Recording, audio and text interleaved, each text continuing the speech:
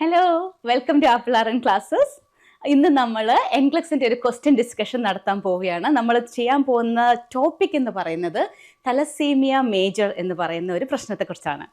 അപ്പോൾ ആദ്യം നമുക്കൊരു ക്വസ്റ്റ്യൻ ചെയ്യാം, അതിൻ്റെ ഓപ്ഷൻസ് ഒക്കെ പറയാം, എന്നിട്ട് നമുക്ക് ഓരോ ഓപ്ഷനിൽ കൂടെയും കടന്നു പോയിട്ട് ഇത് ശരിയാണോ തെറ്റാണോ എന്ന് കണ്ടുപിടിക്കാം. Okay, so a nurse is reviewing the plan of care with a parent of a 10-year-old male client with thalassemia major. Which statement by the parent indicate correct understanding of the child's care? So correct understanding എന്ന് പറയുമ്പോൾ നമ്മൾ നല്ല കാര്യമാണ് നോക്കുന്നത് കേട്ടോ. നമ്മൾ good thing ആണോ bad thing ആണോ നമ്മൾ ചെക്ക് ചെയ്യേണ്ടതെന്ന് ആദ്യം തന്നെ നമ്മളൊന്ന് ഡിസിഷൻ എടുത്തു കഴിഞ്ഞാൽ സെലക്ട് ഓൾ ദാറ്റ് അപ്ലൈ പോലെയുള്ള ക്വസ്റ്റ്യൻസ് വരുമ്പോൾ നമുക്ക് കുറച്ചുകൂടി ഈസിയർ ആയിട്ട് ചെയ്യാൻ പറ്റും. അപ്പോൾ ഇവിടെ നമ്മൾ which one indicate correct understanding of the child's care എന്ന് പറയുമ്പോൾ പേരൻസ് പറയുന്ന കാര്യങ്ങൾ ശരിയായ കാര്യങ്ങളായിരിക്കണം. അപ്പോൾ നല്ല കാര്യങ്ങൾ, ഗുഡ് തിങ്സ് ആണ് നമ്മൾ നോക്കുന്നത്. ആദ്യത്തേത് first option, my son will need medications to remove excess iron from the body. Second, my son may require routine blood transfusions.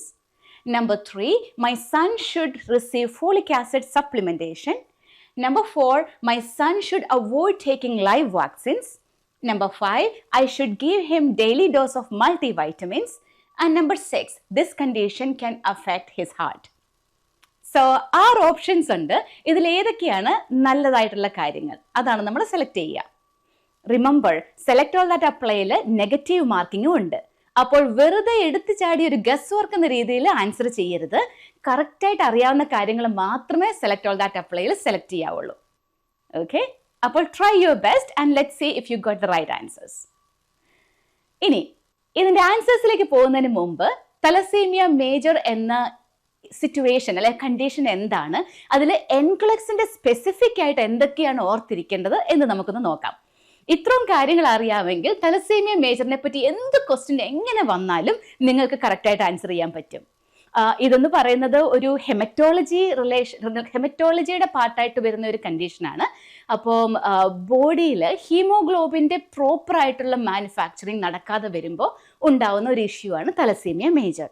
അതിൽ ജനറ്റിക് ഇൻവോൾവ്മെൻ്റ് ഉണ്ട്. അപ്പോൾ ഫാമിലി ഹിസ്റ്ററി നമുക്ക് ചോദിച്ചു കഴിഞ്ഞാൽ കുറച്ചെങ്കിലും നമുക്ക് അതിനെപ്പറ്റി മനസ്സിലാക്കാൻ പറ്റും. ഇവിടെ നോർമൽ ഹീമോഗ്ലോബിൻ, പ്രോപ്പറായിട്ടുള്ള നല്ല ഹീമോഗ്ലോബിൻ ഉണ്ടാക്കാൻ ബോഡിക്ക് കഴിയാതെ വരിക, അതാണ് പ്രശ്നം. ആൻഡ് ഹീമോഗ്ലോബിൻ നോർമലായിട്ട് വരുമ്പോൾ എന്താ പറ്റുക, പെട്ടെന്ന് അത് ബ്രേക്ക് ഡൗൺ ആവും. ഓക്കെ, അപ്പോൾ അങ്ങനെ പെട്ടെന്ന് ബ്രേക്ക് ഡൗൺ ആവുന്ന ഹീമോഗ്ലോബിനെ മൊത്തം ഹീമോളൈസിസിലേക്ക് പോകുന്ന കൊണ്ട് മിക്കവാറും തന്നെ ഈ അസുഖമുള്ള എല്ലാവർക്കും തന്നെ ക്രോണിക്കായിട്ട് അനീമിയ ഉണ്ടാവും. പ്രത്യേകിച്ചും അത് കുഞ്ഞുങ്ങളിൽ വരുമ്പോഴത്തേക്കും നമുക്കറിയാം അവർക്ക് ഭയങ്കര ക്ഷീണമായിരിക്കും, അവരുടെ ഗ്രോത്ത് ആൻഡ് ഡെവലപ്മെൻ്റ് ഒന്നും നന്നായിട്ട് നടക്കില്ല. അപ്പോൾ പുവർ ഗ്രോത്ത് ആയിരിക്കും, ഗ്രോത്ത് മൈൽ സ്റ്റോൺസ് ഒന്നും അവർക്ക് എത്താതെ വരും, ഭയങ്കര പെയിലായിട്ടുള്ള സ്കിന്നായിരിക്കും, വീക്ക്നെസ് ഉണ്ടാവും. ചിലപ്പോൾ ഇത് കുറച്ച് കൂടി കഴിയുമ്പോഴത്തേക്കും ഷോർട്ട്നെസ് ഓഫ് ബ്രെത്ത് അങ്ങനെയുള്ള പ്രശ്നങ്ങളൊക്കെ വരാം. അതായത് അനീമിയയുടെ സിംറ്റംസ് ഒക്കെ കാണിച്ചു തുടങ്ങും കുട്ടികൾ. ഈ ഒരു പ്രശ്നത്തിന് ജനറ്റിക് ഇൻവോൾവ്മെൻ്റ് ആയതുകൊണ്ട് നമുക്കറിയാം പ്രത്യേകിച്ചൊരു ക്യൂറായിട്ട് നമുക്കൊന്നും ചെയ്യാൻ പറ്റില്ല. മിക്കവാറും തന്നെ ഈ കുഞ്ഞുങ്ങൾക്ക് റെഗുലറായിട്ട് ബ്ലഡ് ട്രാൻസ്ഫ്യൂഷൻ ആവശ്യമുണ്ടാവും. നമ്മുടെ ഗോൾ എന്ന് പറയുന്നത് ഹീമോഗ്ലോബിൻ ഒരു 9 to 10 ആ ഒരു റേഞ്ചിൽ നിർത്തുക എന്നുള്ളതാണ്. നമ്മൾ ബ്ലഡ് ട്രാൻസ്ഫ്യൂഷൻ വരെ പ്രത്യേകിച്ച് നമ്മൾ നോക്കുന്നത്, അവിടെ എത്തിക്കാനാണ് നമ്മൾ നോക്കുന്നത്. ഇനി ഒരുപാട് ബ്ലഡ് ട്രാൻസ്ഫ്യൂഷൻസ് നടക്കുമ്പോൾ എന്താ പറ്റുക, ഒത്തിരി അയൺ ഉണ്ടാവും. അപ്പോൾ ആ അയൺ എല്ലാം ഇങ്ങനെ നമ്മുടെ വൈറ്റൽ ഓർഗൻസിൽ, നമ്മുടെ ഹാർട്ട് ആവാം, ലിവർ ആവാം, സ്പ്ലീൻ ആവാം, നമ്മുടെ സ്റ്റൊമക്ക് ഇൻറ്റസ്റ്റൈൻ ഏരിയ ആവാം, GI ട്രാക്റ്റ് ആവാം, എല്ലായിടത്തും ഈ അയൺ ഇങ്ങനെ അടിഞ്ഞുകൂടി തുടങ്ങും. അതൊരു വലിയ പ്രശ്നമാണ്. കാരണം അങ്ങനെ അയൺ ഡിപ്പോസിഷൻ ഉണ്ടായി കഴിയുമ്പോൾ അതിൻ്റെ ഭാഗമായിട്ട് പാൻക്രിയാസിൽ അങ്ങനത്തെ മൈക്രോസെൽസ് ഒക്കെ ഉണ്ടായി കഴിയുമ്പോൾ കുഞ്ഞുങ്ങൾക്ക് ഡയബറ്റീസ് ഉണ്ടാവാം. അത് തൈറോയിഡ് ഗ്ലാൻഡിൽ അടിഞ്ഞുകൂടി കഴിയുമ്പോൾ ഹൈപ്പോ തൈറോയിഡിസം ഉണ്ടാവാം. അത് പാരാതൈറോയിഡ് ഗ്ലാൻസിൽ ചെന്ന് കഴിയുമ്പോൾ ഹൈപ്പോ പാരാതൈറോയിഡിസം ഉണ്ടാവാം. അപ്പോൾ ഇതെല്ലാം എൻഡോക്രൈൻ റിലേറ്റഡ് ഇഷ്യൂസ് മിക്കവാറും തന്നെ തലസീമിയ മേജറിൻ്റെ ഒരു ആഫ്റ്റർ ഇഫക്റ്റ് ആയിട്ട് വരാൻ ചാൻസ് ഉണ്ട്. അതുകൂടാതെ ഹെപ്പാറ്റോസ്പ്ലീനോമെഗാലി, ഹെപ്പാറ്റോ എന്ന് പറഞ്ഞാൽ നമുക്കറിയാം ലിവറിൻ്റെ പ്രശ്നങ്ങൾ, ലിവർ ഫെയിലിയർ, സ്പ്ലീനോമെഗാലി, ഗോൾ സ്റ്റോൺസ് ഉണ്ടാവുക. അതുകൂടാതെ ഇതിൻ്റെ അക്യുമുലേഷൻ കാരണം ബ്രോൺസ് കളർ സ്കിൻ ആവുക, ഇങ്ങനെയുള്ള ഒത്തിരി പ്രശ്നങ്ങൾ ഈ അയൺ അക്യുമുലേഷൻ കാരണം തലസീമിയ മേജർ എന്ന ഡിസീസ് കണ്ടീഷനുള്ള കുട്ടികൾക്ക് ഉണ്ടാവാറുണ്ട്. അപ്പോൾ അതിൻ്റെ ഏറ്റവും വലിയൊരു പ്രശ്നം കാർഡിയാക് മസിൽസിൽ മയോസൈറ്റ്സ്, കാർഡിയാക്കിൻ്റെ ആ ചെറിയ മസിൽസിൻ്റെ ആ സെൽസിലൊക്കെ ഈ അയൺ ഡിപ്പോസിഷൻ ഉണ്ടാവാം. നമുക്കറിയാം ഹാർട്ട് എന്ന് പറയുന്നത് വളരെ ഡെഡിക്കേറ്റ് ആയിട്ടുള്ള ഒരു ഇലക്ട്രിക്കൽ ഇമ്പൾസിൽ വർക്ക് ചെയ്യുന്ന ഒരു ഓർഗനാണ് അല്ലേ.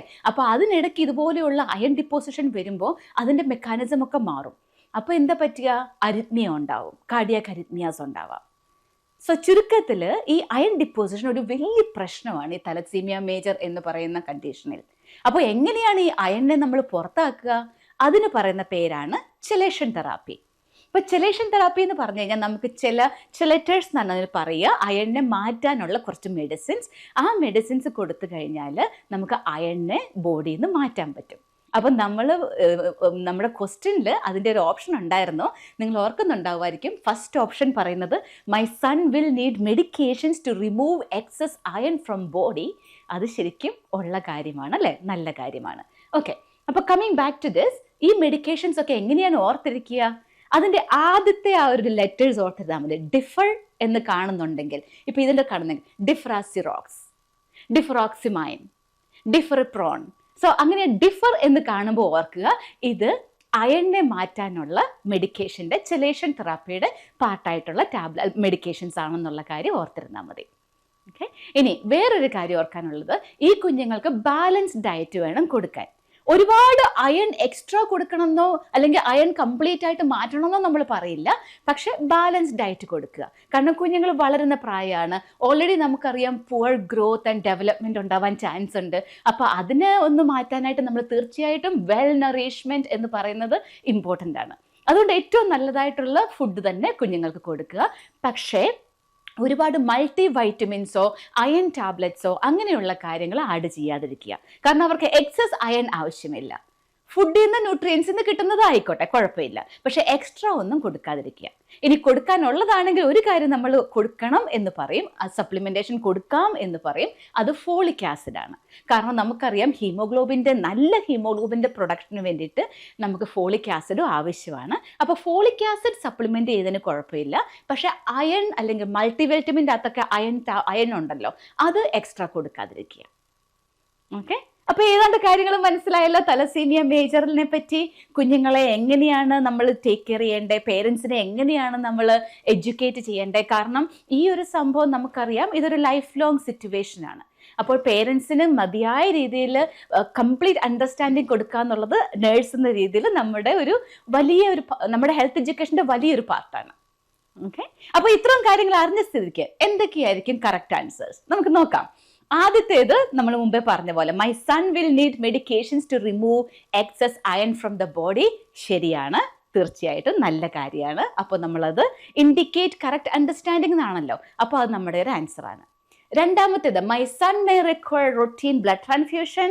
അതും കറക്റ്റ് ആയിട്ടുള്ള സ്റ്റേറ്റ്മെന്റ് ആണ്. ഇനി മൂന്നാമത്തേതോ my son should receive folic acid supplementation. Yes, നമ്മൾ പറഞ്ഞു ഹീമോഗ്ലോബിൻ്റെ പ്രൊഡക്ഷന് വേണ്ടിയിട്ട് ഫോളിക് ആസിഡ് നല്ലതായതുകൊണ്ട് തീർച്ചയായിട്ടും ആ സപ്ലിമെൻറ്റേഷൻ നമ്മൾ റെക്കമെൻഡ് ചെയ്യും.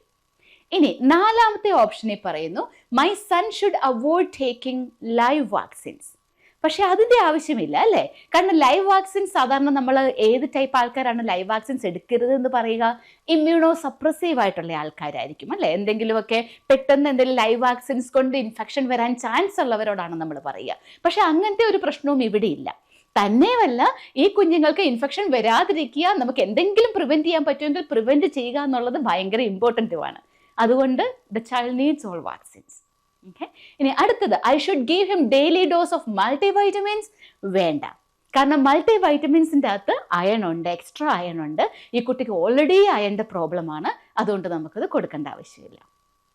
ഇനി ഏറ്റവും അവസാനത്തെ option this condition can affect his heart. അത് ശരിയാണ്, കാരണം നമുക്കിവിടെ അറിയാം ഈ അയൺ ഡെപ്പോസിഷൻസ് ചെറിയ മയോസൈറ്റ്സിൽ വന്നിട്ട് അരിത്മിയാസ് ഒക്കെ വരാം. അതുകൊണ്ട് നമുക്കറിയാം നമ്മളത് ടേക്ക് കെയർ ചെയ്യണം. സോ ആ ആൻസറും കറക്റ്റാണ്.